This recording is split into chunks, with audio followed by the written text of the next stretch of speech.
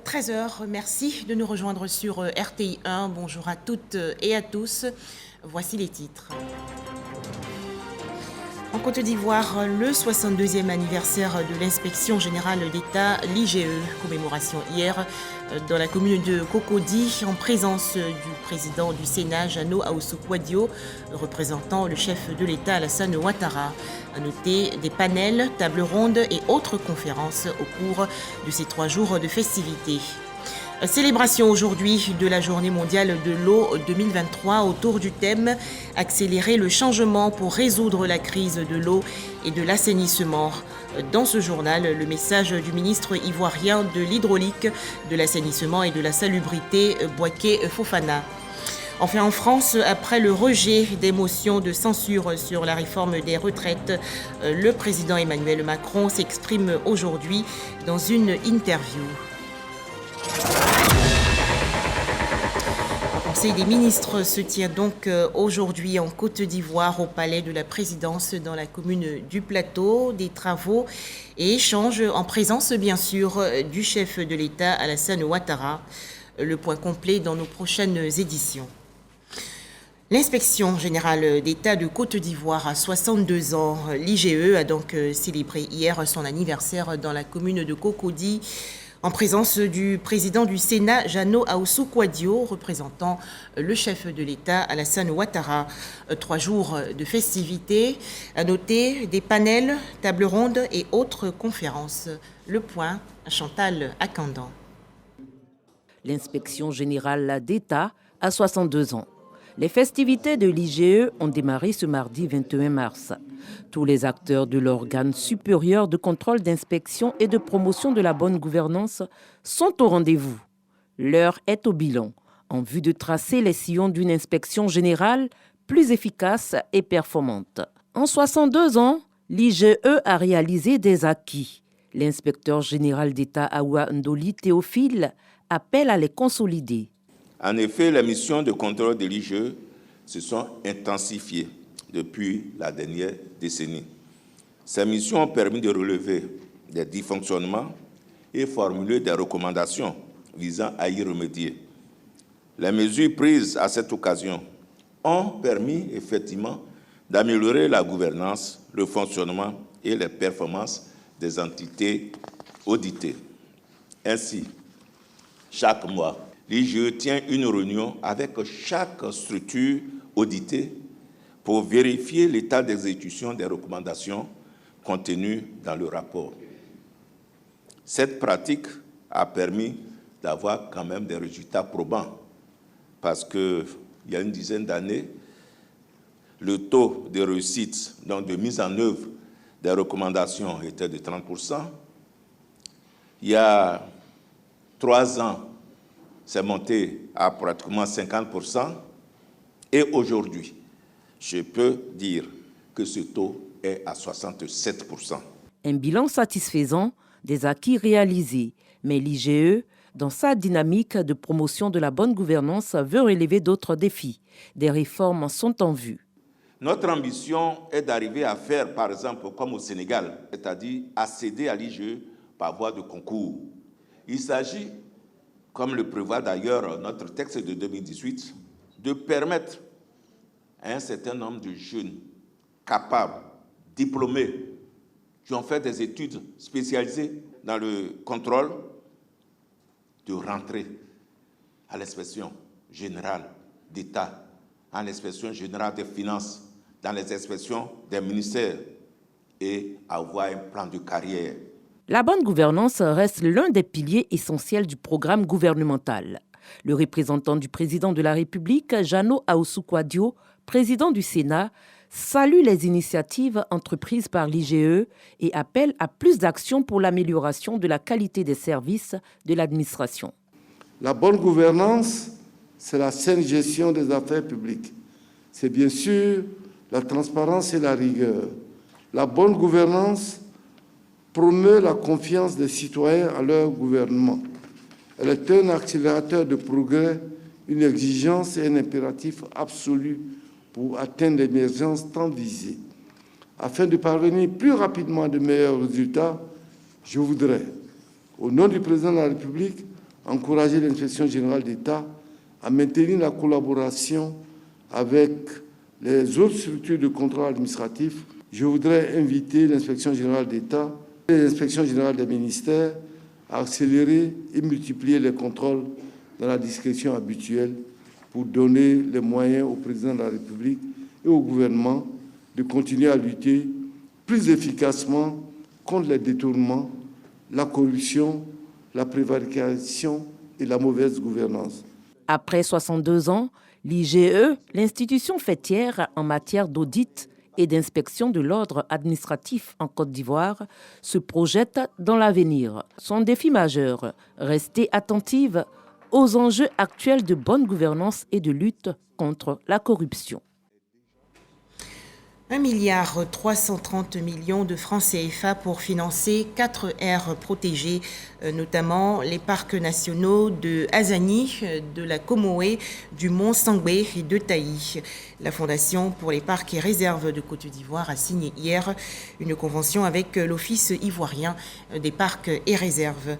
Objectif, assurer la gestion durable de ces 4 réserves naturelles pour l'exercice 2023. Les explications détaillées de Grâce Kando. 1,3 milliard de francs CFA, c'est le don fait par la Fondation pour les parcs et réserves de Côte d'Ivoire à l'Office ivoirien des parcs et réserves OIPR à travers cette signature de convention. Ces fonds non remboursables vont permettre d'assurer une meilleure gestion des parcs nationaux. Une partie des fonds qui vont servir pour les activités de patrouille des agents pour assurer l'intégrité de ces aires protégées. Aujourd'hui, nous devons passer au stade de valorisation. Ça veut dire qu'il faut pouvoir développer des activités de valorisation touristique à l'intérieur de ces aires protégées. Donc il y a un certain nombre d'infrastructures à mettre à l'intérieur de ces aires protégées. Gérer les parcs nationaux, il ne faut pas oublier les populations qui vivent à la périphérie de ces aires protégées. Donc nous contribuons à leur développement économique et social par la mise en place d'infrastructures sociales de base. Pour la gestion des parcs et réserves, il faut beaucoup d'argent.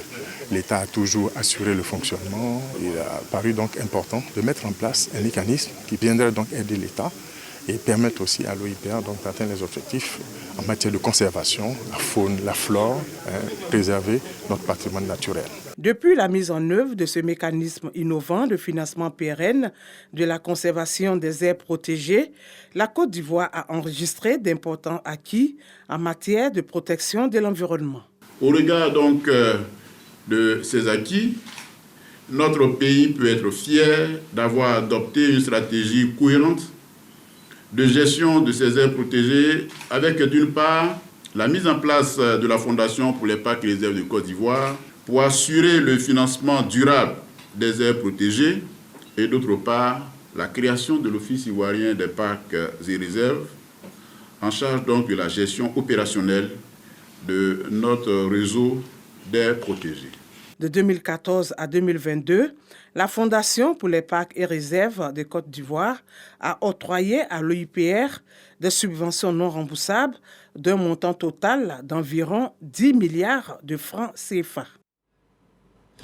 C'est aujourd'hui la journée mondiale de l'eau. Thème retenu pour 2023, accélérer le changement pour résoudre la crise de l'eau et de l'assainissement. En Côte d'Ivoire, plusieurs actions menées par le gouvernement pour favoriser l'accès à l'eau potable.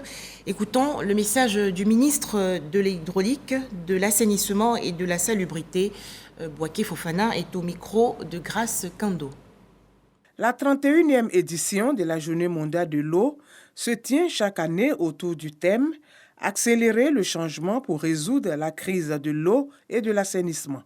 Ce thème s'inscrit dans l'engagement de toute la communauté internationale et plus spécifiquement de la Côte d'Ivoire à l'atteinte de l'objectif de développement durable numéro 6, à savoir une eau propre et un assainissement pour tous d'ici à 2030. À 7 ans de cet horizon, nous comprenons la nécessité d'accélérer le changement. C'est pourquoi nous soutenons et encourageons toutes les campagnes visant à instituer le droit à l'eau et à l'assainissement sur toute l'étendue du territoire national. La Journée mondiale de l'eau est le lieu pour tous les habitants de la planète de prendre conscience de l'importance de l'eau.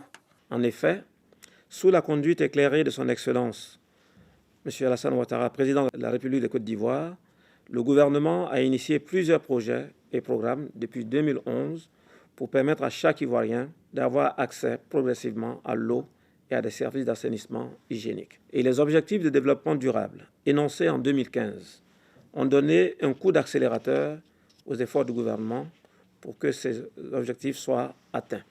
Selon le ministre Bouaké Fofana, d'importants efforts sont déployés pour mettre fin au gaspillage de l'eau dans les services publics et la fraude sur le réseau.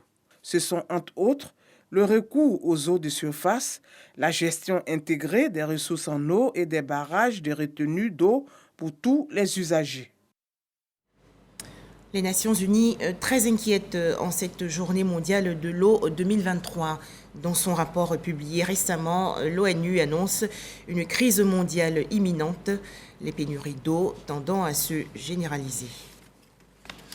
Le transvasement illicite du gaz butane, un fléau pernicieux en Côte d'Ivoire. Plusieurs réseaux frauduleux ont été récemment démantelés.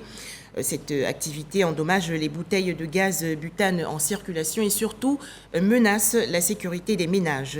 Alors comment contrer cette pratique malhonnête? Pour en parler, Mahama Traoré.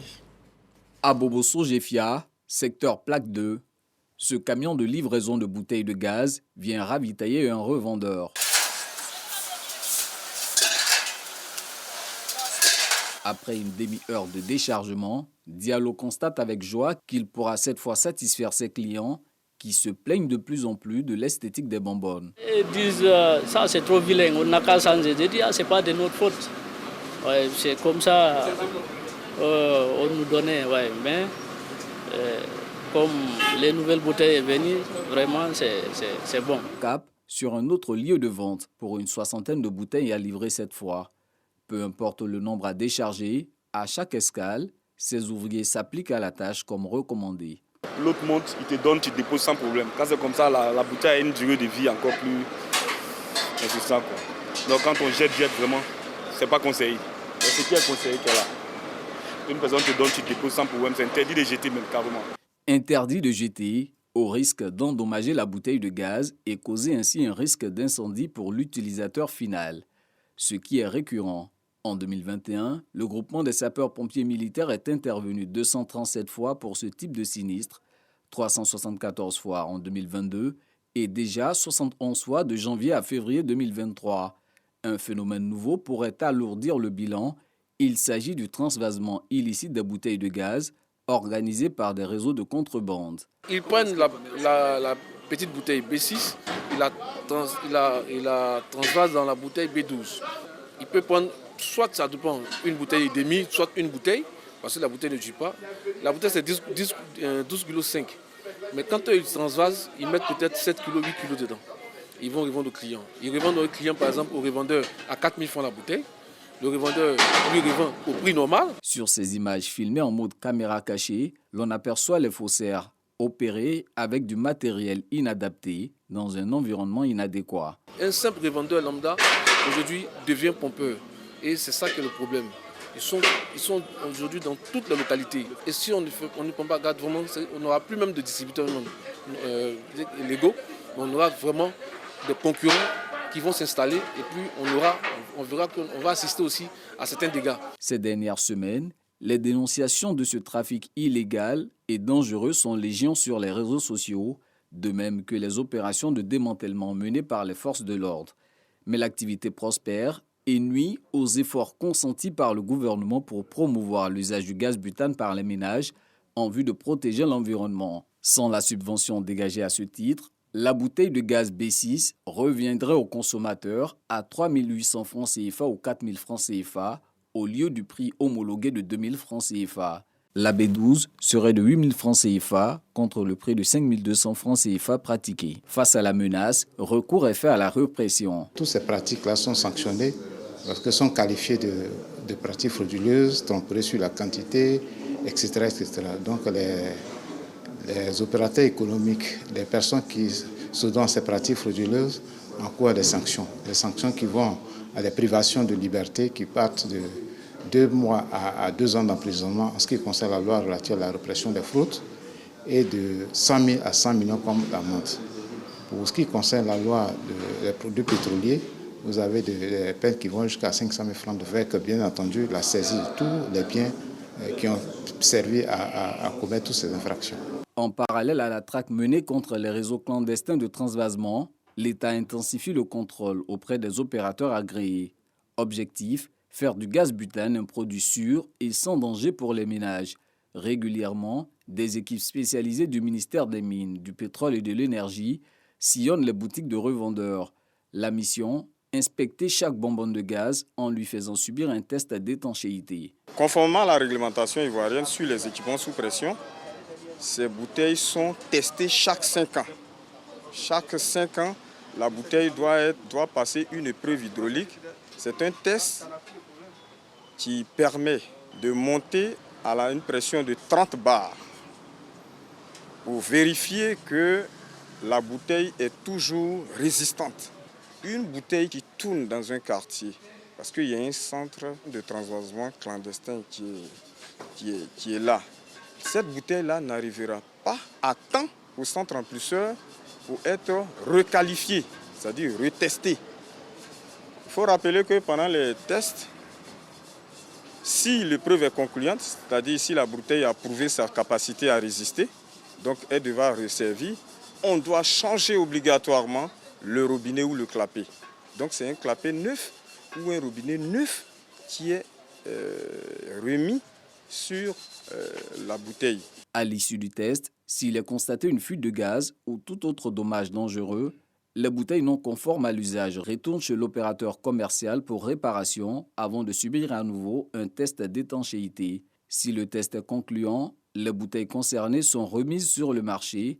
Dans le cas contraire, elles seront détruites pour éviter toute réutilisation, ce qui représente un manque à gagner pour les entreprises obligées de fabriquer de nouvelles bouteilles pour satisfaire la demande. Dans l'actualité également, un séminaire organisé récemment par la conférence ministérielle sur la coopération halieutique entre les États africains riverains de l'océan Atlantique. Objectif, rehausser la participation de l'Afrique sur le marché régional et international. Les explications détaillées de Dangui. Les pays de la sous-région, parmi lesquels la Côte d'Ivoire, veulent créer une dynamique afin d'améliorer l'accès à la commercialisation du poisson sur les marchés internationaux et renforcer ainsi le rôle de leurs ressources halieutiques dans leur croissance économique respective. C'est l'enjeu du séminaire régional de 2 jours que la conférence ministérielle de la coopération halieutique entre les États africains riverains de l'océan Atlantique et Infopêche a organisé à Abidjan en collaboration avec les autorités ivoiriennes. On a constaté que le commerce de ces produits connaissait à travers le monde une croissance importante et pourtant l'Afrique n'intervenait que très peu au niveau de ce commerce, notamment à cause d'un certain nombre de goulots d'étranglement, particulièrement au niveau du contrôle qualité et au niveau de la méconnaissance de certains instruments internationaux. Le poisson étant un produit particulier, son commerce intègre beaucoup de contraintes et les techniciens doivent veiller à ce que toutes ces particularités soient reflétées dans des mesures futures à prendre en vue de faciliter le commerce intra-africain. Il faut avoir la capacité de répondre à de nombreuses exigences, notamment se conformer aux mesures non tarifaires portant sur la protection des consommateurs et de l'environnement pour pouvoir accéder au marché lucratif. La participation de l'Afrique à ce commerce ne représente qu'un peu plus de 4,6% de la valeur totale des échanges globaux, selon Infopêche. L'Organisation régionale des interprofessions de la filière coton, structure créée hier à Abidjan par l'Union économique et monétaire ouest-africaine. Objectif, renforcer la compétitivité des acteurs ouest-africains de la filière coton. Les précisions dans ce reportage de Lanciné Bakayoko. L'Organisation régionale des interprofessions de la filière vise à accroître durablement les chaînes de valeur du coton textile par la satisfaction des besoins de la population, la création d'emplois et la réduction de la pauvreté, en particulier en milieu rural. Objectif à court terme, la transformation de 25% de la production annuelle de fibres de coton. Le tout premier défi auquel le nouveau bureau va être certainement confronté, ce sera donc les ravageurs appelés donc la jacide, qui ont massivement infesté donc les champs de coton dans tous les États membres de l'UEMOA, occasionnant une baisse de la production de coton graine au cours de la campagne 2022-2023. Le gouvernement ivoirien a entrepris plusieurs réformes destinées à renforcer la performance et la compétitivité du coton. Nous pouvons relever, entre autres, le zonage agro-industriel, le financement de projets de développement dont le dernier en date est le projet Résilience des systèmes cotonniers du nord de la Côte d'Ivoire à hauteur de 44 milliards de francs CFA. Avec une production annuelle moyenne de 2 millions de tonnes pour les graines et 900 000 tonnes pour les fibres, le coton impacte près de 15 millions de personnes dans la sous-région ouest-africaine. À l'issue de l'Assemblée générale constitutive, Mathieu Adjovi, président de l'interprofession coton du Bénin, a été désigné pour diriger la fêtière régionale. Tous restons vigilants face au coronavirus.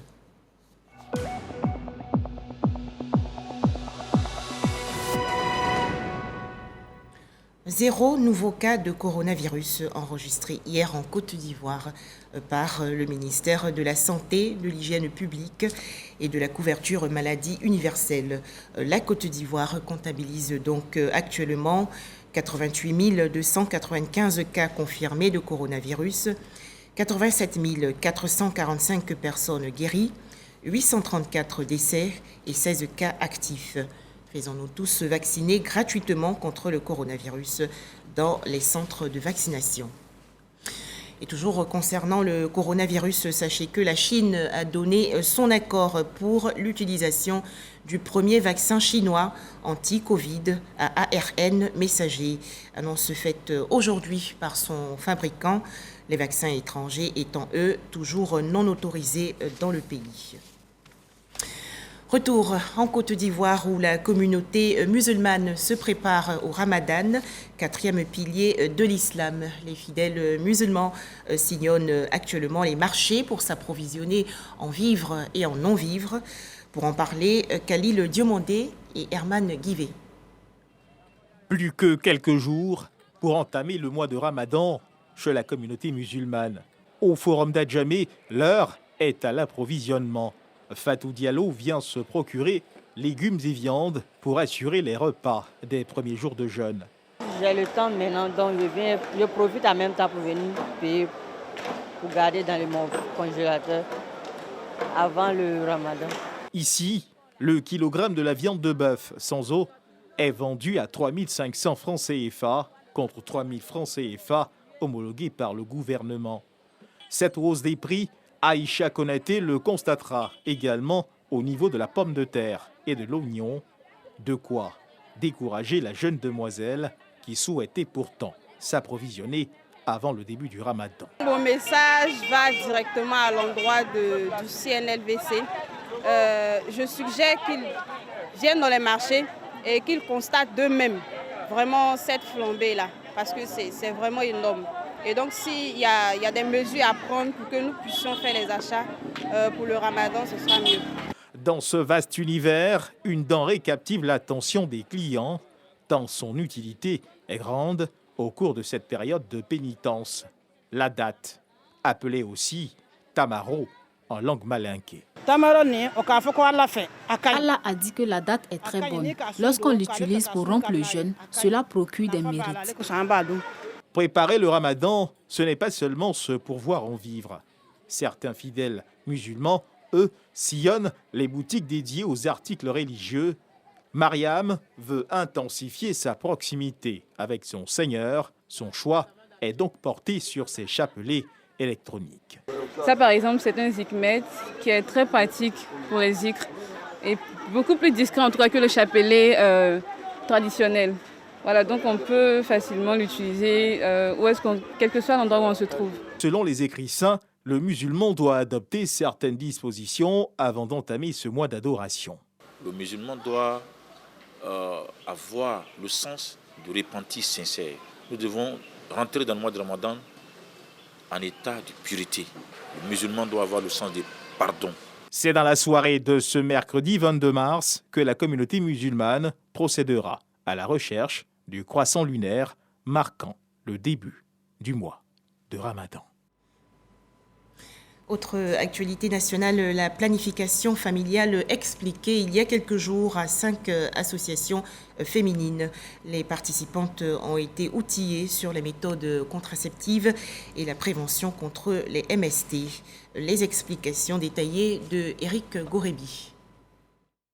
Ces leaders de femmes issus de tous les domaines d'activité sont attentives aux enseignements donnés par les formatrices. Il s'agit de les outiller sur plusieurs sujets liés à l'autonomisation et également les aider à améliorer leur qualité de vie par la planification familiale qui leur permettra de maîtriser leur fécondité.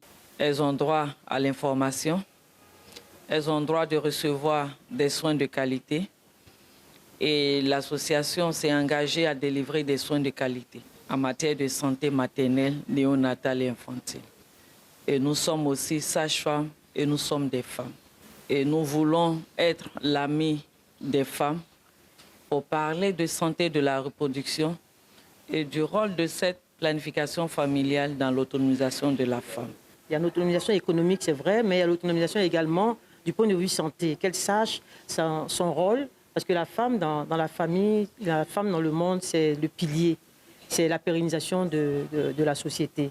Les participants se disent satisfaites par rapport aux valeurs ajoutées qui vont agir positivement sur leur vie. Quand une femme est enceinte, il faut qu'elle parte déjà à l'hôpital pour voir les sages-femmes.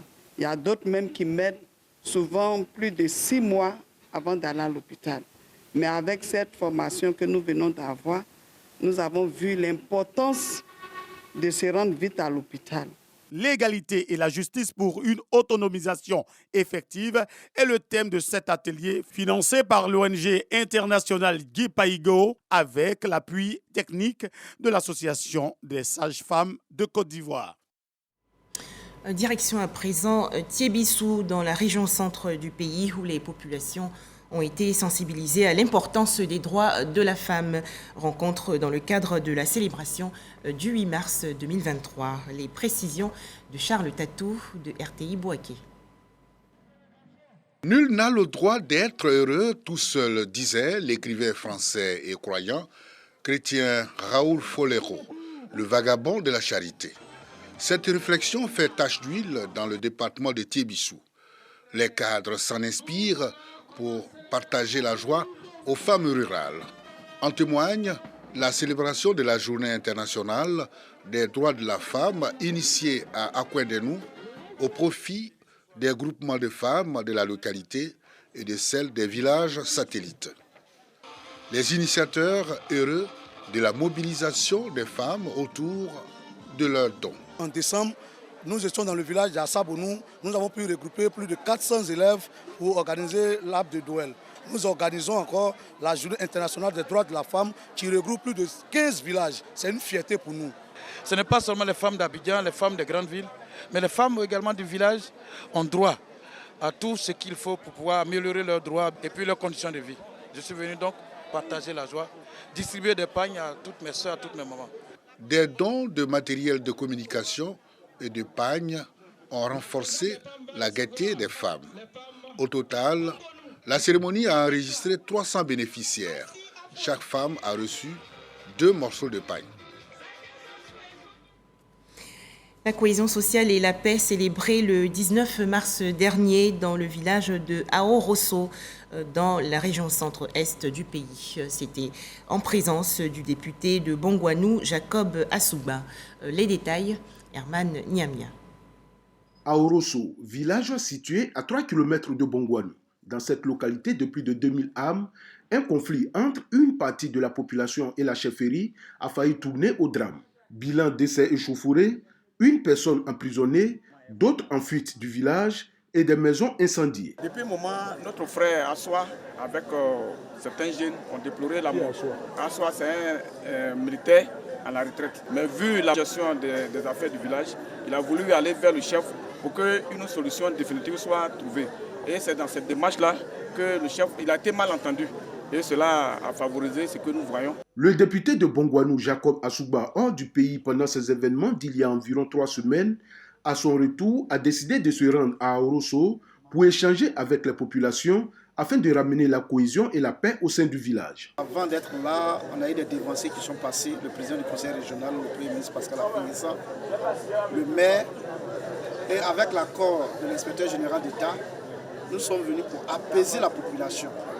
Leur demander que le président de la République, le président Alassane Ouattara, a demandé qu'il faut qu'il y ait la paix dans tous nos villages. Et il faut que la paix règne ici, à Aoresso. Cette démarche de l'élu de la nation a été saluée par les populations qui l'ont rassuré qu'elles ont déjà entrepris des démarches à leur niveau pour que la cohésion revienne dans le village. Nous, on veut la paix. C'est la paix qu'on veut. On veut que la paix règne dans notre village. Jacob Assougba a exhorté les populations à prôner davantage la cohésion et la solidarité entre les communautés afin de consolider la paix au sein du village. Enfin, en image, l'actualité en France, Emmanuel Macron, le chef de l'État français, s'est exprimé en répondant aux questions des présentateurs des journaux sur la réforme des retraites. Emmanuel Macron qui affirme que la réforme des retraites va poursuivre son chemin démocratique. Le chef de l'État français rappelle que ce texte a été enrichi par les parlementaires et qu'il a fait l'objet de 175 heures de débat. Voilà, merci de nous avoir suivis. D'autres informations sur notre site rti.ci.